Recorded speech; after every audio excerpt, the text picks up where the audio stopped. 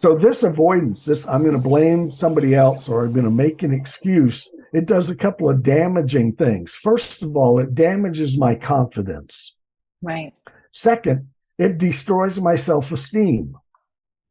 And it keeps me in this cycle of I make a choice, it turns out to be a negative consequence. Why did I do that when I've been in that same place before and made that same choice and suffered the same consequence? And I already knew it was going to be negative. Why did I do that? And then, worse than that, we start to beat ourselves up because that's the choice we made again. And when we do this, we stay in this cycle, that just simply destroys our self-image of who we see ourselves as. Let's learn how our next guest gets up, dress up, and show up on purpose. Enjoy the episode.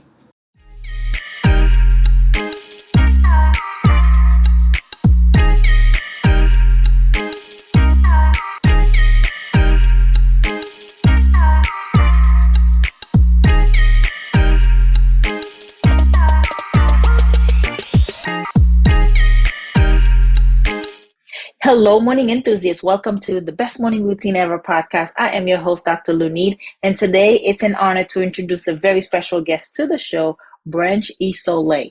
See, he is the founder of 5 small businesses and a thought leader around spiritual consciousness and being able to, you know what? He's an author. He's an author of 22 books, multiple articles. This man needs no introduction.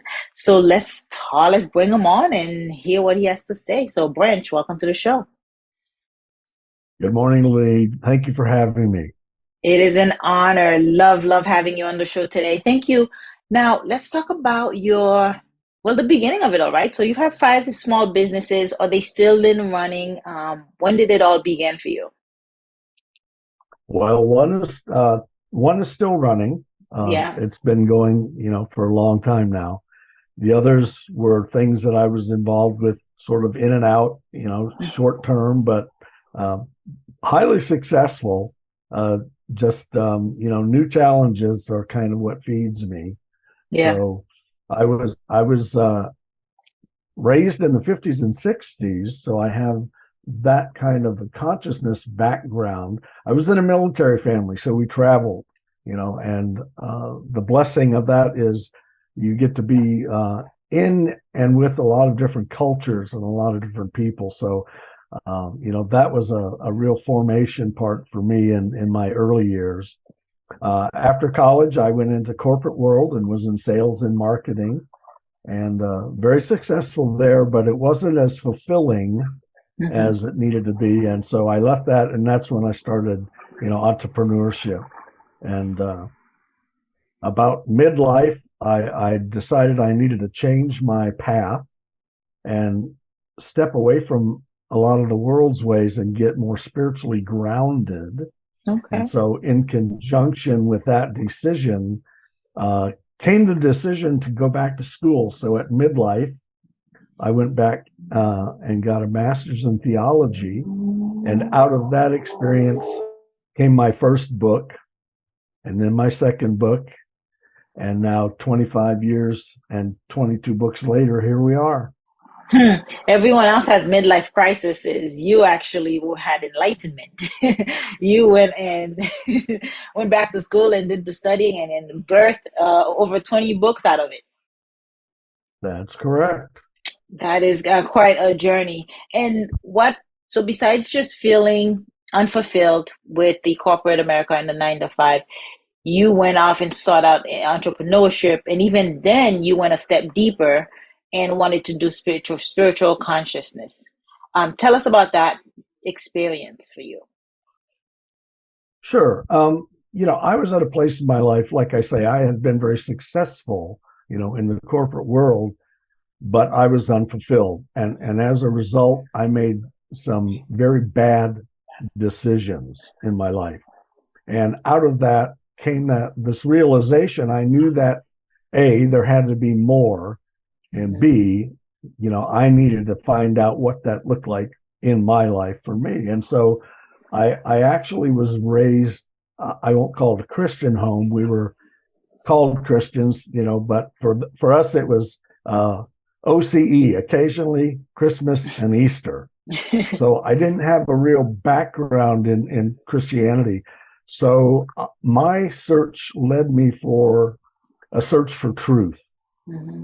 And in that, experience, I studied other religions and spiritual belief systems and mysticism and some Eastern philosophies.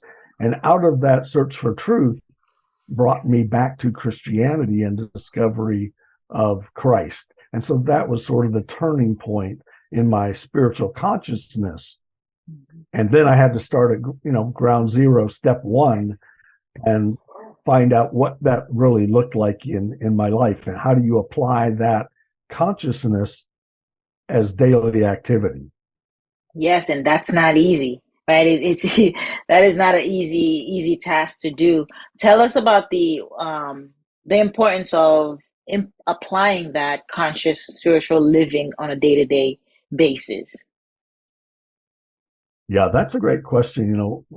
People often don't realize that we are both spirit and physical, right? We live in a physical world, but we also have in our essence a spiritual aspect. It connects us to the cosmos, to who our God is, and to the universe. And because we get sort of buried under the layers of the world and the ways of the world, that spiritual consciousness is often sort of on the back burner. It's not something that a lot of people are connected with on a daily basis. And so what one will find is that when you are spiritually grounded and you start to feed that spiritual consciousness, your life becomes more balanced. And out of that balance, then you have the opportunity to reduce the stress, the struggle, and the conflict. And as long as you're not in that place, as long as you're sort of on that rat race, pursuing the things and the ways of the world, without that consciousness, without that spiritual connection, then we're caught up in that cycle, of the world. And it just sort of buries us under layers and layers. And we start to believe, well, this is all there is, right? And so how do I get out of the dilemma and the issues and the problems that I face in my relationships, at home, at work, in my neighborhood, and the focus becomes on that struggle and how to reduce or relieve that struggle. And the answer is always already within us. That spiritual grounding allows us to see all the parts of our world. Yeah, and that the ups and downs are part of life. It's going to happen. However, if we don't have that grounding that you're talking about, then we run ourselves bananas, right? we run ourselves to the ground and experience extreme burnout, chronic stress, and where everything is situational. So we're ebbing and flowing with every up and down, with every as situations happen in our life, and there's no end. It kind of leads to an emptiness at the end of the day. Well, sure. There's nothing of the physical world that can actually fill the void of emptiness within. That has to be filled with something outside of the world. And this is why spiritual connection is so important, because it allows us to understand that there is something greater than us outside of our world, but that is also part of our world if we choose it to be so. When we are only of the world and in the world, then our focus is only of the world and in the world. And because our focus is one-dimensional, then we forget about all of the other things in our life. This is why so many families and couples, have issues, because, how was your day, honey? How was your day? And we discuss with the people we're most comfortable with and our connections and our love interests, we discuss with them all the successes and failures of our daily life. And yet that takes away from our time together of being, who are we together? What is our focus? I have a job, you have a job, but that's how we make a living. That shouldn't be the focus of our relationship. Yeah, absolutely. Now, you said something that we are not of this world, and we should think beyond the cosmic. Let's talk about the Christianity, because a lot of people don't Christians don't connect to the mystic world, right? It's either there's the Lord, there's Jesus Christ, there's God, and everything else is just foo-foo. So let's let's tell us about the interdependence, intercorrelation, how they're related, and how somebody who's listening, who's just brought up in the church and there's only one way, and bringing in the kind of both those two worlds together, if we can. Sure, sure. Great question. People often ask me, yeah, about different religions, right? And there's often this struggle for someone who is seeking that spiritual connection. And they go, well, should I be a Christian? Should I be a Buddhist? Should I be a Muslim? Should I be an atheist? How can I make that selection of how I want to live my life, right? What is going to be my guiding principle? Yeah. The interesting thing about religions and basically all philosophies is at their core, they are all the same, right? Whether your master is Jesus or Buddha or Krishna or Muhammad, the core of your religion and its belief are all identical. They all are founded on the principle of love God first and most and treat your neighbor as yourself. And so in that way, every religion is the same. The divergence comes in the master of that religion, that thought consciousness that you follow, and the things that that person has written or shared. And that's where we get the divergence of religion. But in our essence, each of us is spirit.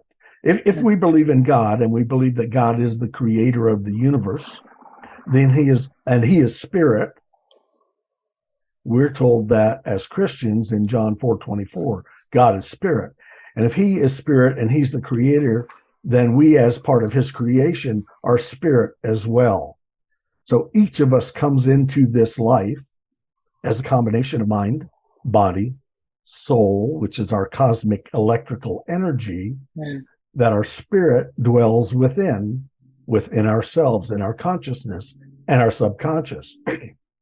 So since we all have that in origination, spiritual connection to God, we all have that innate possibility to reconnect with God at some time in the future.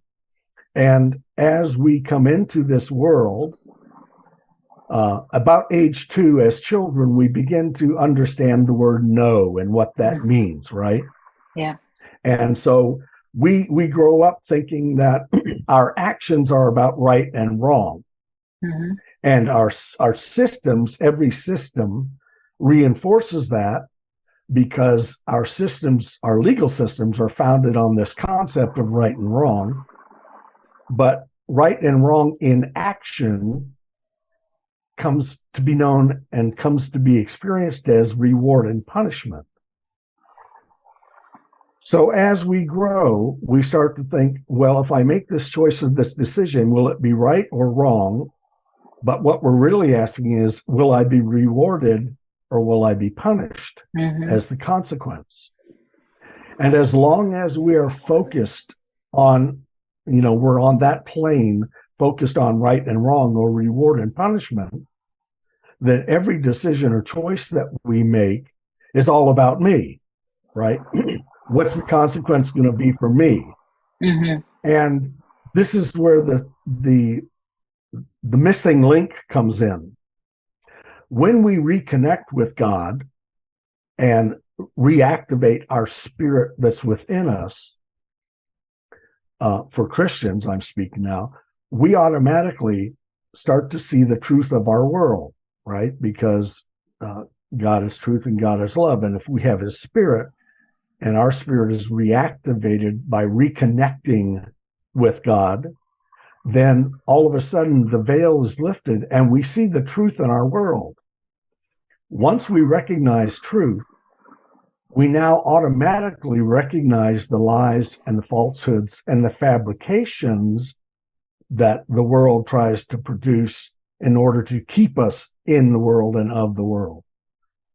When we have that reconnection, what happens is we now understand that every decision I make and every choice I make has not only a reward and a punishment consequence, but it also has a moral and or ethical consequence. What this means is now when I make a decision, it's not all about me.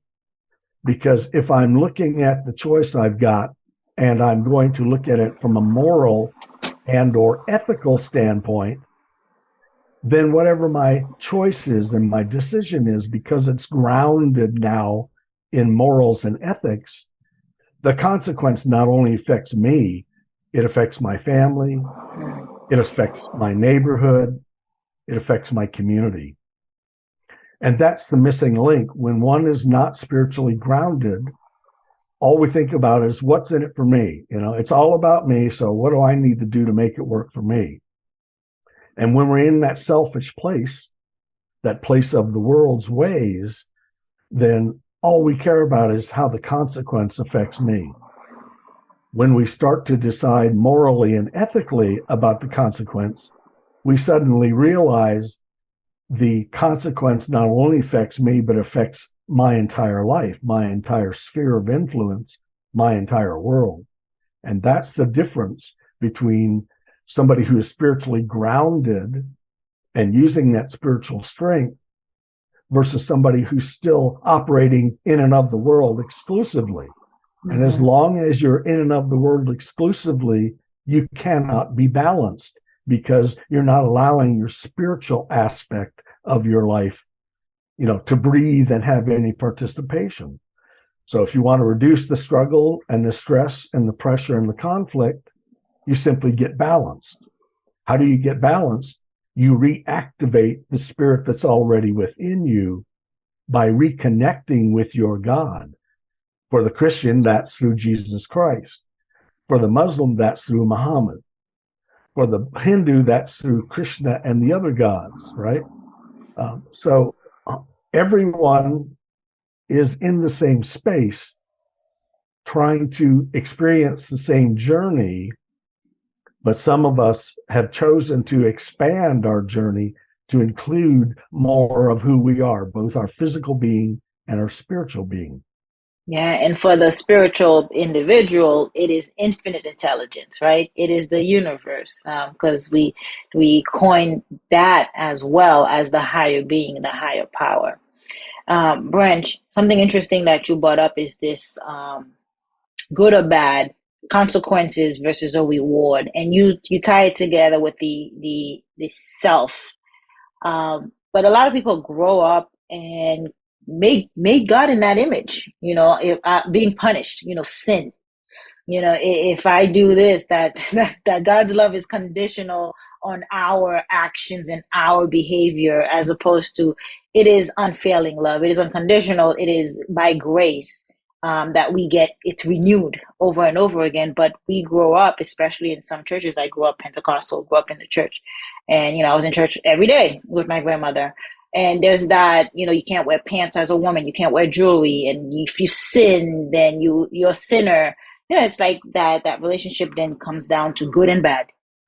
You're being punished, punish and reward from the Almighty, from the infinite intelligence, how you want to call it. Let's talk about that dynamic for a while, how messed up it can be. Well, that's a great example, because what you mentioned is the core of that issue, that problem, religion, right? Mm-hmm. Religion is a man-made construct. Yeah.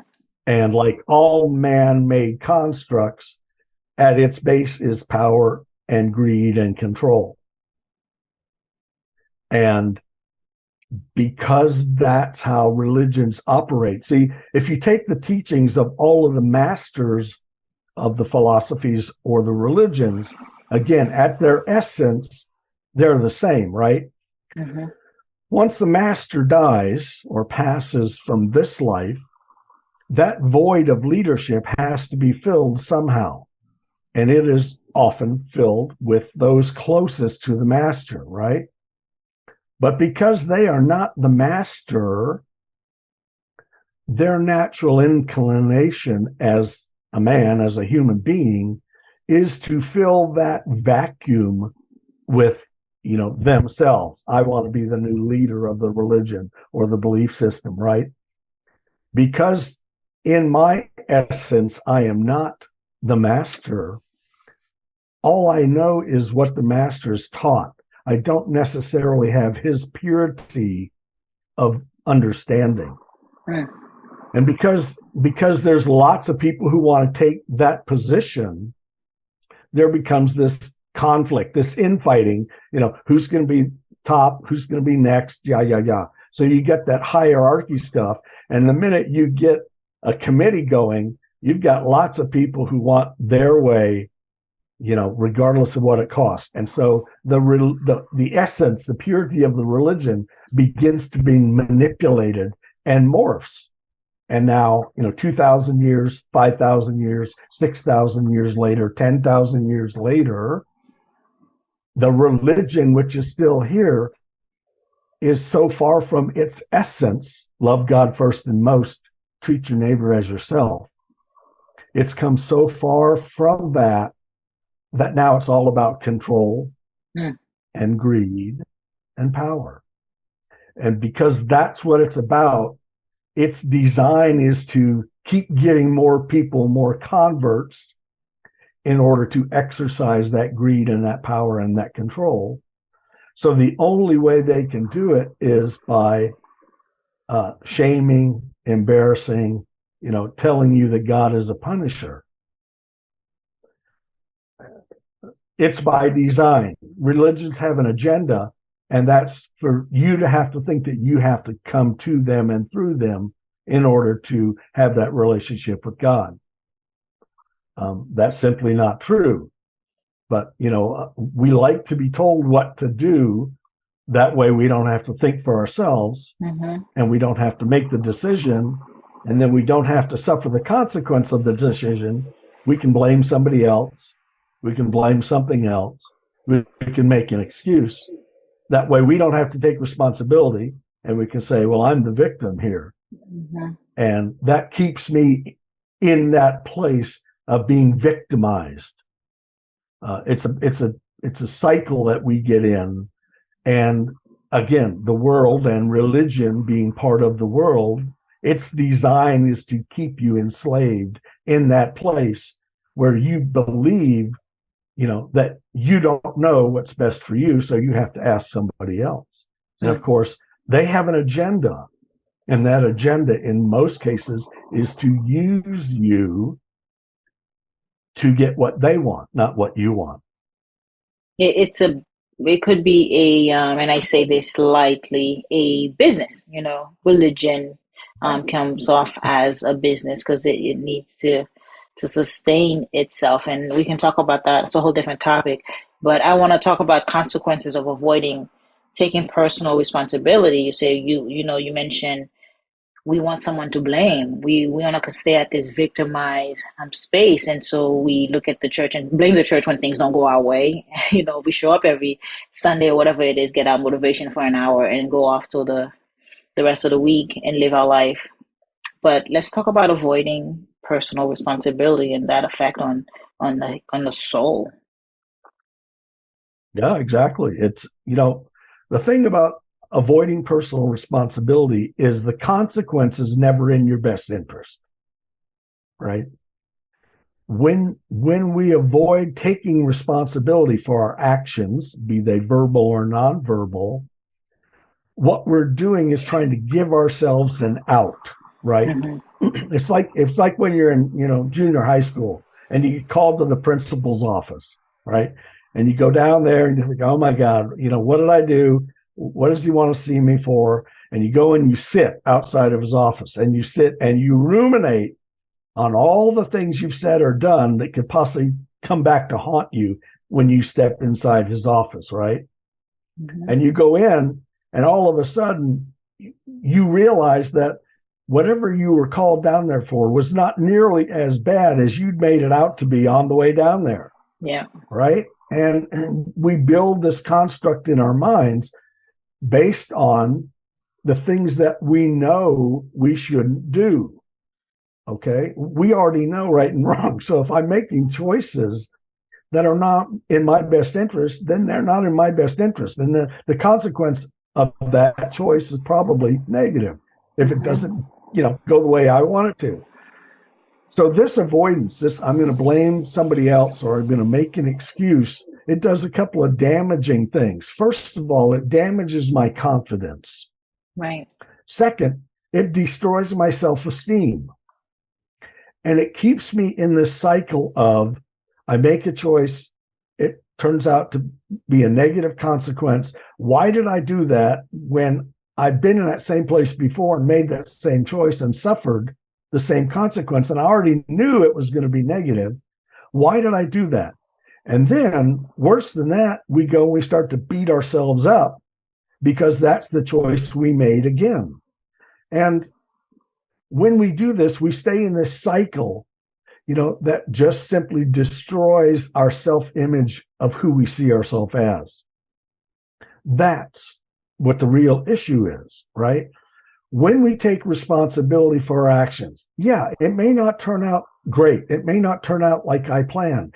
But if you think about Edison, and they ask him after he made the light bulb, well, what did you learn?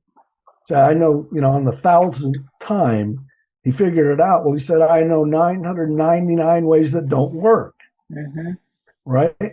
That's what you have to take from the negative consequence. I made this choice. It was a negative consequence. It didn't work out the way I thought it would. But instead of beating myself up for making that choice, what can I learn from that choice so that I won't go to that same place again in the future when the same or similar choice confronts me?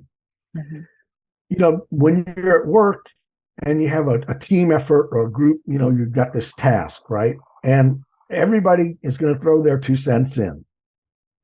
Well, there's always somebody in the group who is the alpha leader, going to take control.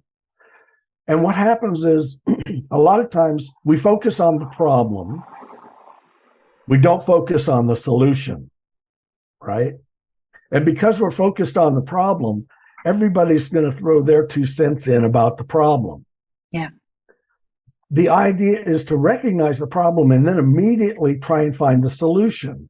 Now, you can dwell on the problem for as much time as you want to or they'll allow.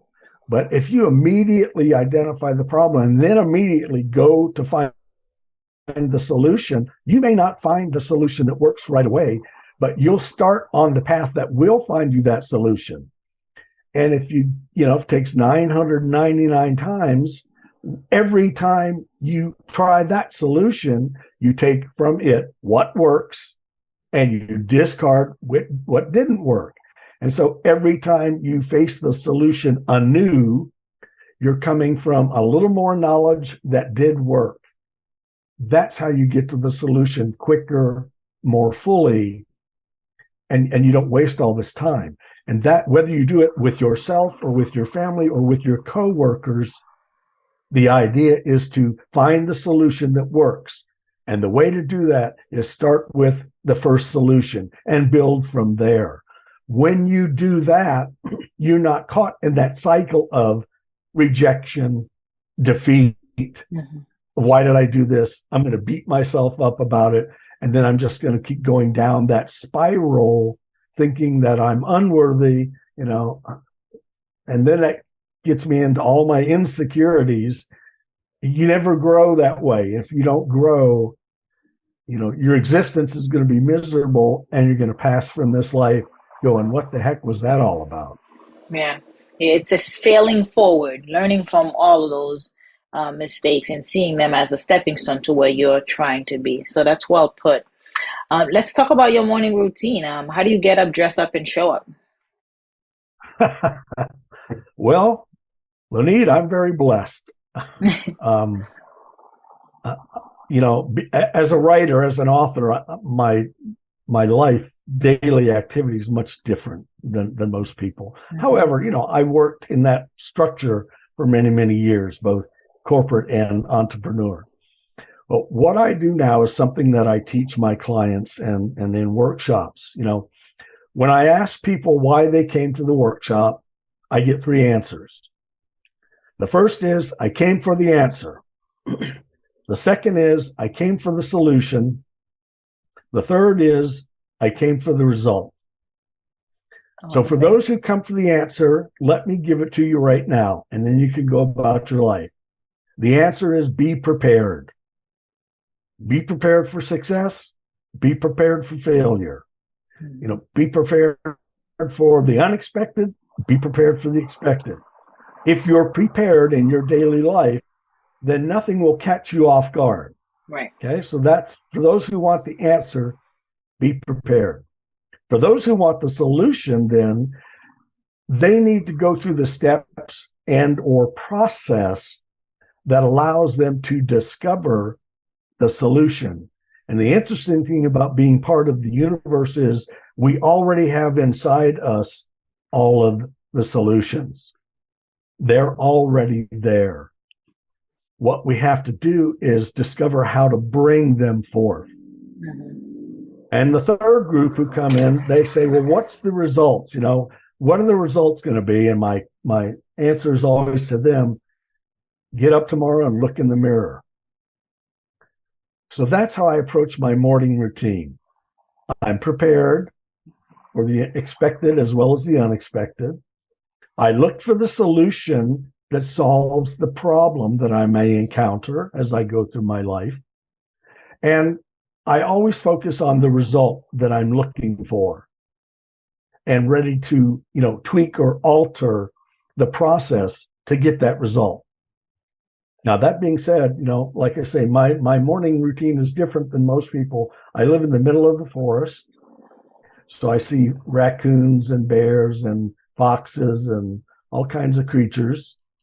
I've got 26 laying hens, a couple of dogs, and a cat. And so I spend my morning routine, with the things in my environment, with my nature.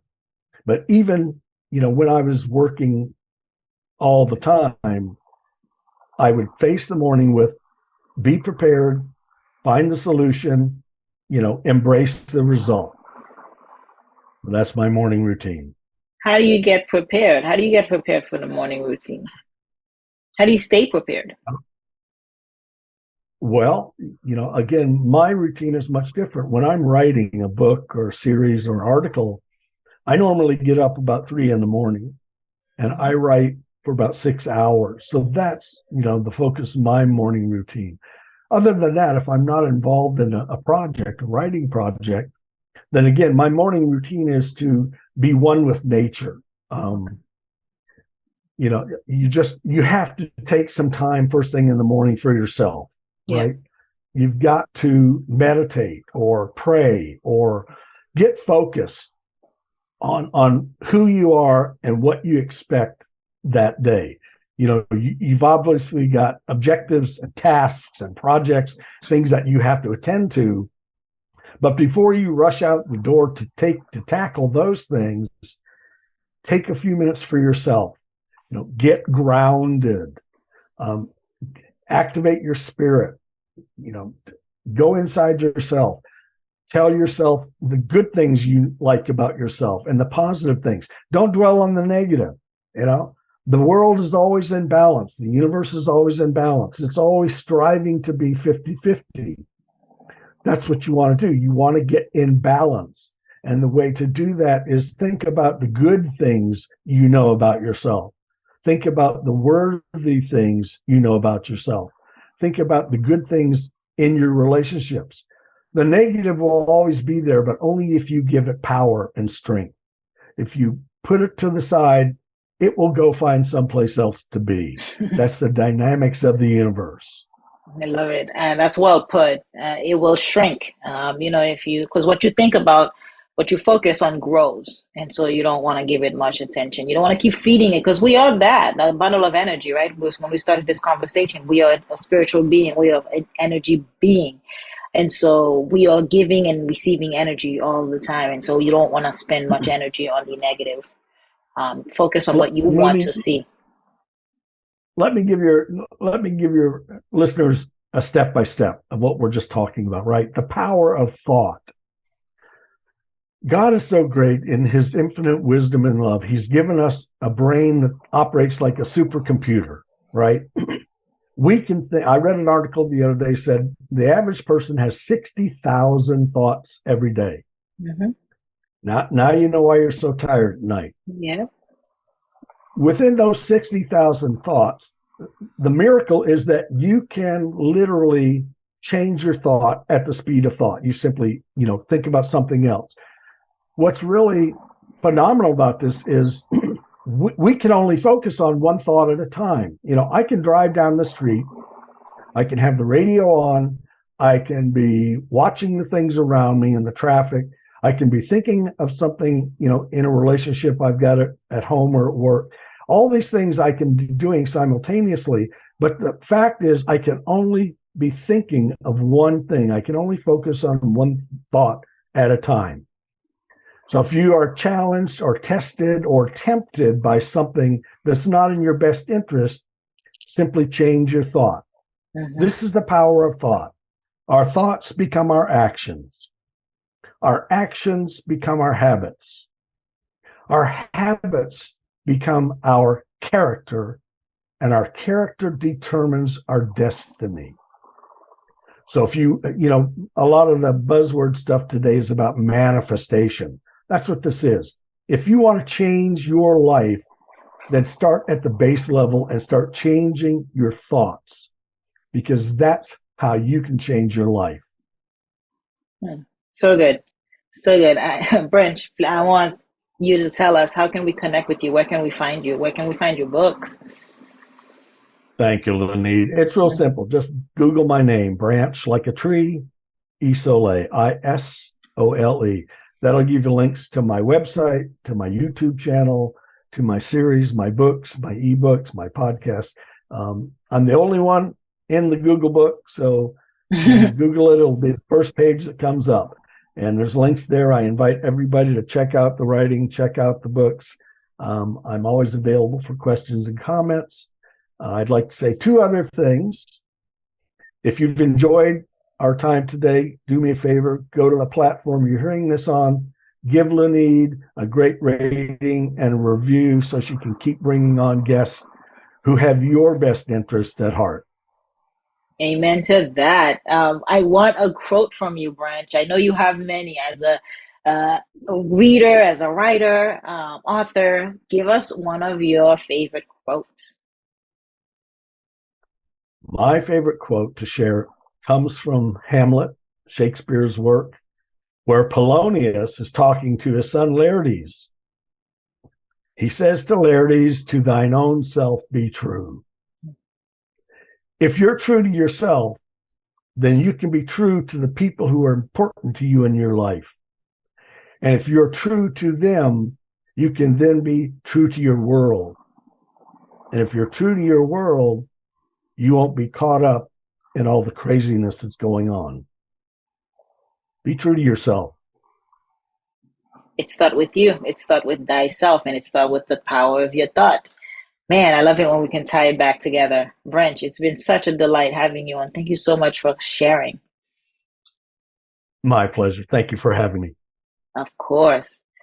Hope you enjoyed today's episode. Please comment and tell us what was your favorite part, your favorite habit that you are going to try out for yourself today. Comment below. If you haven't already, be sure to subscribe. Until next time, I will see you at the top of your best morning routine ever. Stay blessed.